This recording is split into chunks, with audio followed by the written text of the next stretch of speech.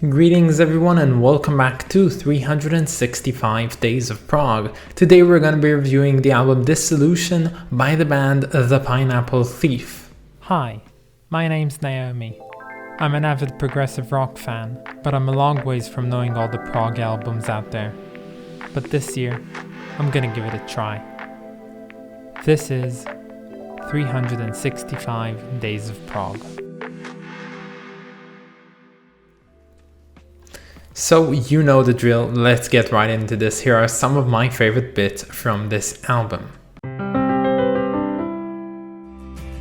I don't want you asking.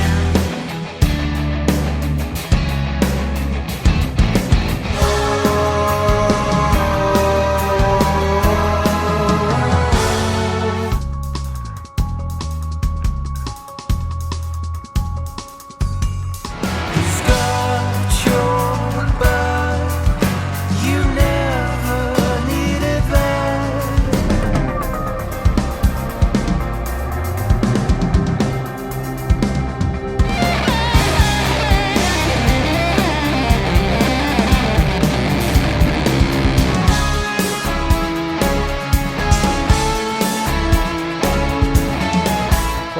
This is Dissolution by the Pineapple Thief. I like this album very much, but I just don't really have a lot to say about it, so I'm gonna try my best. So right from the start with the song not naming any names, I could easily tell that this album wasn't going to be like, the shape-shifting, energetic, symphonic prog that we're usually used to listening on here, but rather something quite different. Honestly, the music on here doesn't really rush itself anywhere. It's really calm, it's chill, it's just, plain simple, it's quiet, and it's sometimes even a bit somber. The band really opts to use instruments like, the acoustic guitars and piano in order to create this really, calm atmosphere on here, and only going up and starting to be heavier when needed, but I think that's usually to make some contrast to the overall music that's found on most of this album. Now, I love the bass playing on the second track called Try As I Might. I thought this was going to be my favorite song on here, but then the next song came along. That third track is actually called Threatening War, and Threatening War totally took my favorite spot from this album.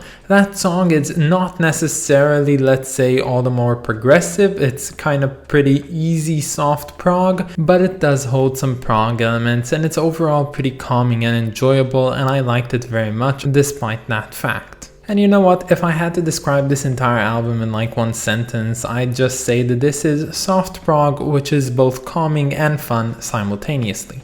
I won't go saying that this album's really hard hitting for me in any way. I won't go even saying that this album was played masterfully in a way that no others can. What I will say is that everything from the beautiful vocals of Bruce Seward on here and to the rest of the ensemble is just always really correct. It plays what's needed, it fits the music, and I loved it very much for that reason. And yeah, honestly, this is an album to put in the background to have some really enjoyable and fun music, but not really to consider it all that much. This is something that I would play, like, let's say if some friends came over and I wanted to put good music, but music that wouldn't be obtrusive in any way to what I was doing, and I think this would fit pretty perfectly. But as I said, I don't really have a lot to say about this album, and that's where it wraps up, so I guess that's where we are moving on to the cover.